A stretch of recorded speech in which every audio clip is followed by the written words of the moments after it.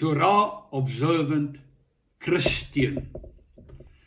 Oral stel mense hulle deesdae self so voor.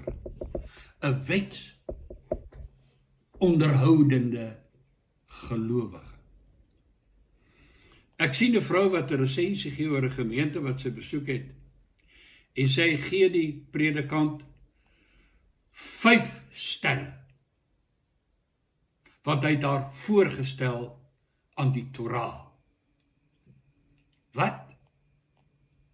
'n predikant in 'n Christelike kerk kry 5 sterre oor 'n vrou voorgestel het aan die Torah. Wel, kom ons kyk aan wie hy haar voorgestel het.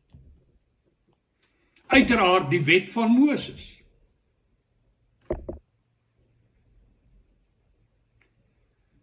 Nie heeltemal nie, maar die wet van Moses.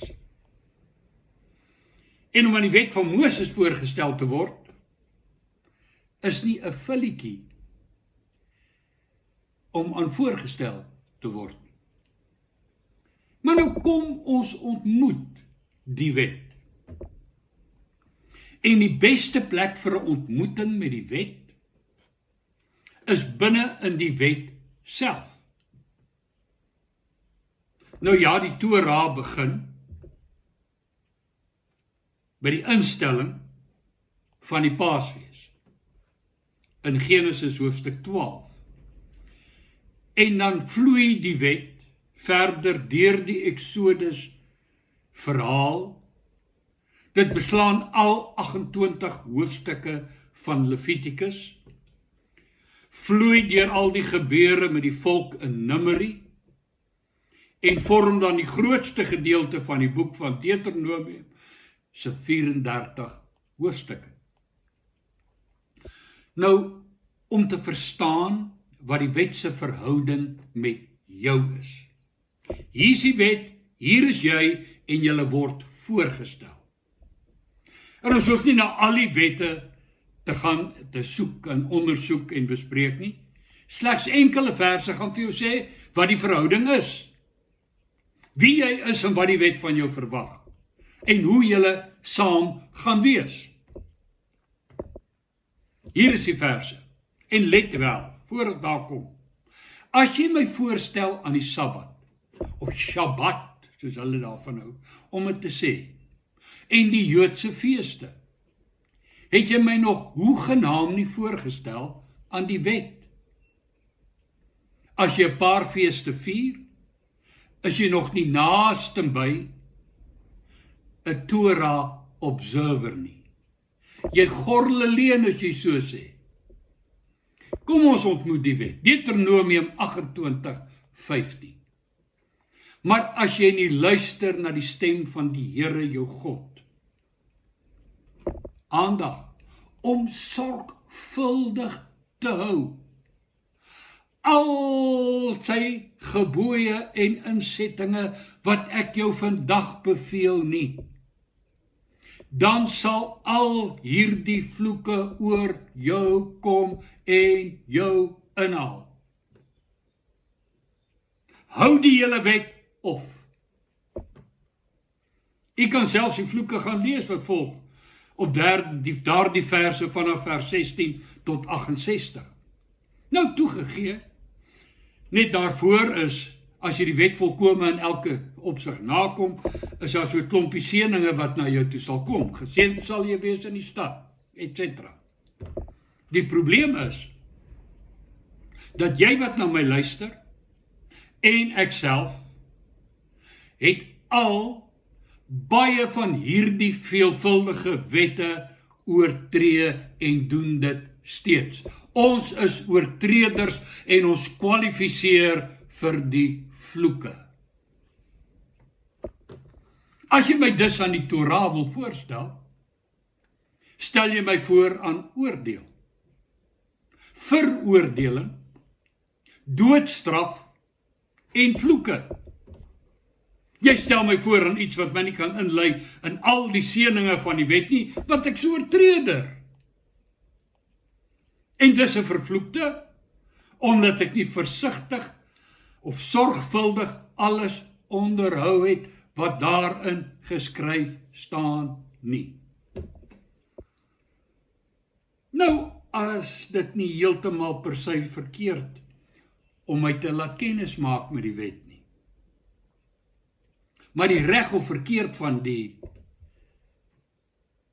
voorstel aan die wet, of bekendstelling aan die wet, word bepaal deur die doel van hierdie bekendstelling aan die wet, of bekendstelling aan die Torah, soos hulle verkies om het te noem, as ek het ooit reg uitspreek. Die Here moet my maar vergewe dat ek nou nie Hebreëus vlot praat nie.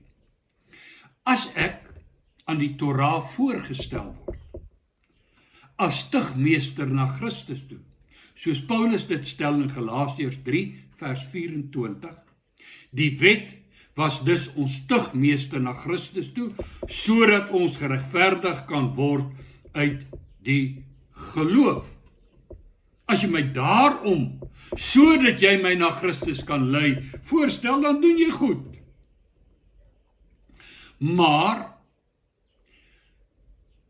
waar ek onder die Torah dan moet verstaan, ek is onder sonde, dit ontbreek my aan die heerlikheid van God, Romeine 3:23, en dat ek slegs deur geloof in Jesus Christus gered en verlos kan word, van die loon en mag van die sonde en die straf van die wet, dan doen jy wat vereis word en werk jy saam met die Heilige Gees om my te oortuig van sonde, geregtigheid en oordeel, Johannes 16 vers 7 en vers 8. As jy my dus aan die wet voorstel, sodat jy my by Christus kan bring, doen jy goed. Maar as ek Christus ken, as ek 'n disipel van Jesus is, as ek 'n ware gelowige is, en selfs 'n ongelowige, en jy kom en jy stel my voor aan die wet, om deur wetsonderhouding, guns of geregtigheid voor God te bewerk, dan is jy 'n vals profeet, antichrist, 'n dwaalleraar, iemand wat leerstellings van duiwels aanhang. Dan lei jy my weg van Christus na vervloeking. Dan stel jy my voor aan iets wat vloek na vloek oor my lewe gaan bring. Want niemand behalwe Jesus Christus kan enige aanspraak maak op die seën van die wet nie. Die res van ons is onder die vloek van die wet. En as enige van daardie seëninge na my toe moet kom, sal net een manier deur geloof in Jesus Christus, nie deur wetsonderhouding nie. Die wet sê, dat as ek en jy doen wat die wet sê, sal ons daar van lewe en seën ontvang. Dit sê Deuteronomium vir my, en dit sê Galasiërs 3 vers 12. Die mens wat hierdie dinge doen, verwysend na die wet, sal hierdeur leef. Luister mooi. Die wet vra nie dat mense moet glo in die wet nie. Die wet vra slegs een ding. Jy moet doen wat hulle sê. En as jy dit nie doen nie, is jy in die moeilikheid. Nou doen niemand van ons sorgvuldig alles wat in die wet geskrywe is nie, en so word die wet wat vir my lewe moet gee, Romeine 7 vers 10, in Paulus se woorde, die gebod of wet wat die lewe moes wees, het vir my geblyk die dood te wees. Want die sonde het 'n aanleiding gevind deur die gebod en my verlei en daardeur gedood. Lees verder en jy sien die wet is goed. Die wet is wonderlik. Die wet is volmaak. Maar jy en ek is oortreders van die wet en dus onder die vloek van die wet veroordeel. Dus deur my aan die wet voor te stel, om my te kry om die wet of Torah te observe, of te hou, is vertiel. Want jy stel my voor aan die volgende. Galasiërs 3 vers 11 tot 20. En dat niemand deur die wet by God geregverdig word nie, is duidelik. Jy stel my voor aan iets wat my nie kan red nie. Want die regverdige sal uit die geloof lewe. Jy stel my voor aan 'n wet wat my nie voor God kan regverdig verklaar nie. Nommer 2, stel my voor aan iets wat my gaan veroordeel en vloek en my klaar vloek en veroordeel, omdat ek nie in elke opsig onderhou en gehoorsaam is aan alles wat daarin geskrywe staan nie. Deuteronomium 28, Galasiërs 3 vers 10, want almal wat uit die werke van die wet is onder die vloek. Almal wat probeer om deur die wet hulle geregtigheid voor God te bewerk, is vervloek. Want daar is geskrywe, vervloek is elkeen wat nie bly in alles wat geskrywe is van die boek van die wet om dit te doen nie. Jy stel my voor aan die wet en jy veroorsaak dat ek van die genade verval as jy my aan hom voorstel om daardeur een of ander geregtigheid te verkry. Galasiërs 5 vers 2. Ek, Paulus, sê vir julle, dat as julle laat besny, Christus vir julle tot geen nut sal wees nie. Die kruisdood, geen waarde op my nie. Ek betuig dit weer aan elke mens, wat hom laat besny, dat hy onder verpligting is om die hele wet te onderhou. Julle wat geregverdig wil wees deur die wet, is losgemaak van Christus. Julle het van die genade verval. Jy's nie meer in die genade bus nie. Jy het uitgeval, jy lê langs die pad, verlore, sonder hoop en sonder God. Terwille van wat wil jy my voorstel aan die wet? Mooi wet, goeie wet, volmaakte wet, wat niks anders vir my kan doen as my veroordeel nie. As jy my aan hom voorstel en sê, luister, dis hy, jy beter by Jesus uitkom en doen jy my guns. Maar as ek by Jesus is en jy sê vir my, jy beter doen wat daai wet sê, vervloek jy my. Stel my eerder voor aan die lewende Christus. Moet my nie voorstel aan die dood nie. Stel my voor aan die lewe. Romeine 6:23. Moet my nie voorstel aan die verdoemenis nie. Stel my voor aan redding en verlossing. Romeine 3:23. Moet my asseblief nie wegneem van Christus nie. Lei my na hom. Hom wat my mag het om my te red, om my sonde weg te neem, my in staat te stel om 'n kind van God te word. Johannes 1 vers 12. Moet my nie voorstel aan 'n testament wat niks vir my kan doen behalwe my veroordeel nie. Lei my na die genade en die waarheid wat deur Jesus Christus gekom het. Johannes 1:16 en 17. Moet my nie voorstel aan my eie geregtigheid nie. Stel my voor aan hom wat vir my geregtigheid bewerk het. Galasiërs 5, want ons verwag deur die Gees uit die geloof die geregtigheid waarop ons hoop. My geregtigheid is soos wegwerplike kleed voor hom, vuil klere, besoedelde klere. Net goed waarin ek gaan brek, ek is so oulik. Ek hou die wet. Lieg maar.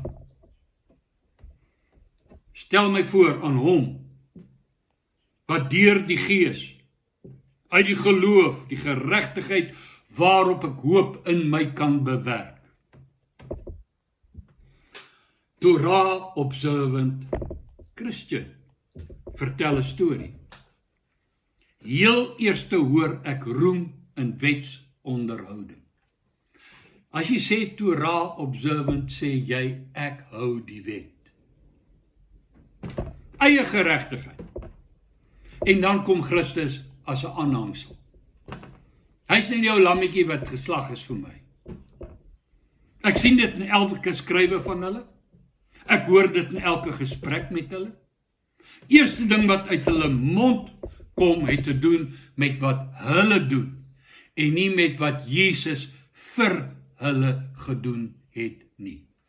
uiters onbybels en vreemd aan die evangelie, aan die geloof en aan disippelskap.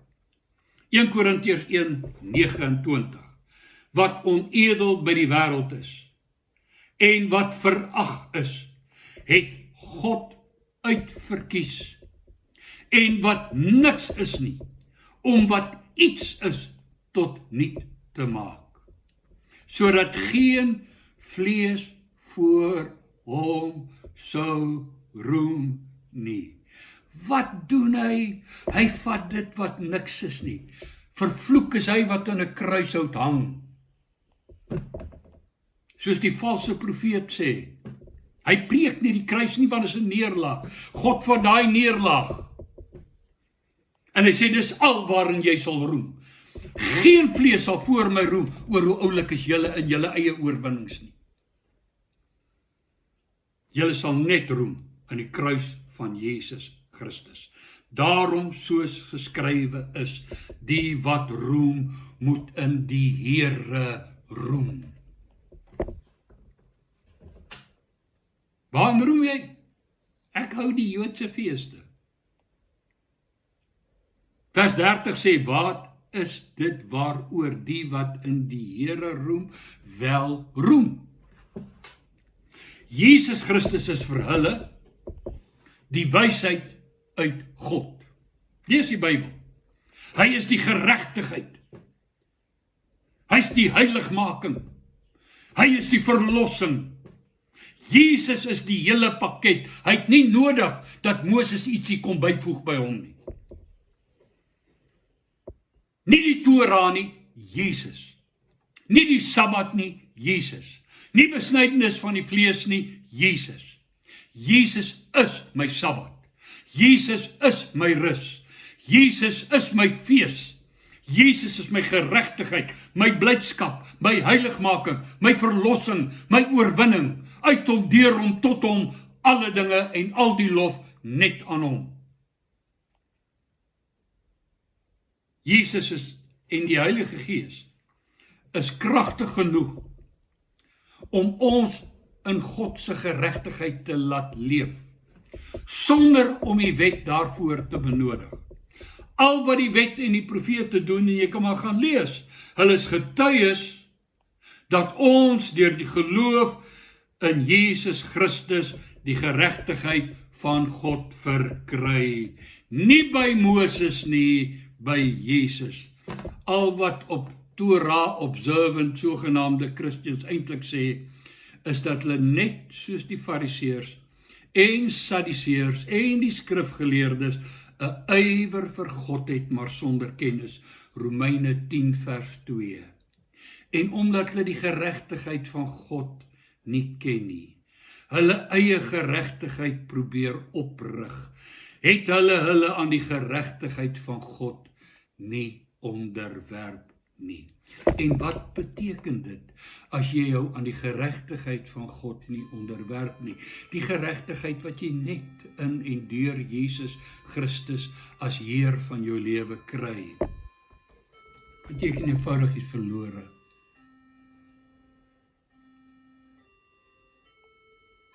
Jy's verlore. Dis ongelukkig. Mense met 'n gedaante van godsaligheid. Maar gee mense wat Jesus nie ken nie. Glad nie begryp wat in die Ou Testament aan die gang is nie, en glad nie begryp wat in die Nuwe Testament aan die gang is nie. Hulle lees nie hulle Bybel nie, en gevolglik flans hulle tekste buite konteks aan mekaar, sonder om die geheel te begryp en te verstaan. Soos Jesus aan die Fariseërs gesê het, julle dwaal, omdat julle die skrifte nie ken nie en ook nie die krag van God nie. O, die krag van God wat in staat is om 'n siel te verlos, om 'n hart te reinig, om 'n mens te herskep en nuut te maak. Laat ons ook sê, as jy sê jy's Torah observant, maar het slegs 'n paar goedjies wat jy observe jy nie die Torah nie. moet asseblief nie vir een oomblik vergeet dat die Fariseërs enige moderne Torah observant Christian baie kilometer voor was in Torah observance.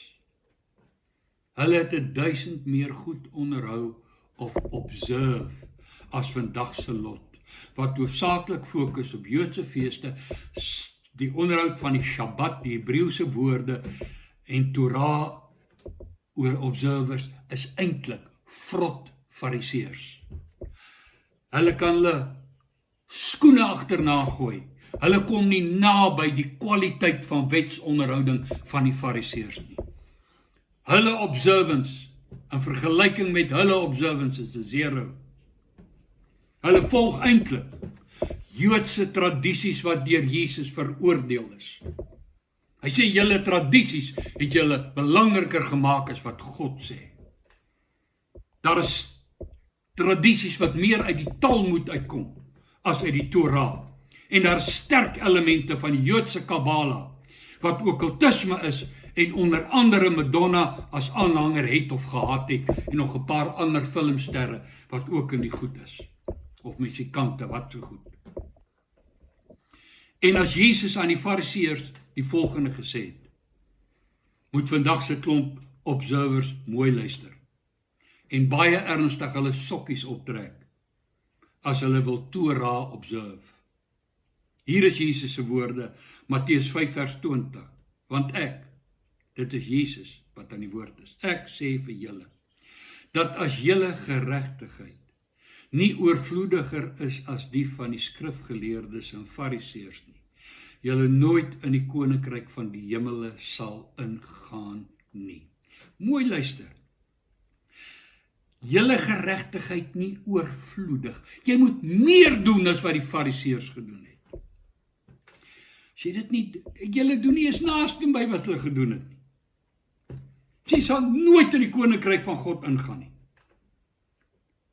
Geregtigheid, wat die geregtigheid van die skrifgeleerdes en Fariseërs in Torah onderhouding oortref. Voorspoed julle Torah observers. Julle gaan dit nodig hê. Julle is ver agter. Net die SA skoolstelsel sal julle punte moet bygee om 33% te haal, en dis nie genoeg nie. Ek het ook goeie nuus. Die geregtigheid wat die van die Fariseërs en die skrifgeleerdes ver oortref, is binne elke een van ons se bereik. Jy kan dit hê. Jy kan vry en geregverdig voor God staan. Volgende week, gered sonder die wet. Gered sonder die Torah. Dankie dat jy na my luister. Mooi loop. Kom uit by die waarheid. Jesus, die weg, die waarheid, die lewe.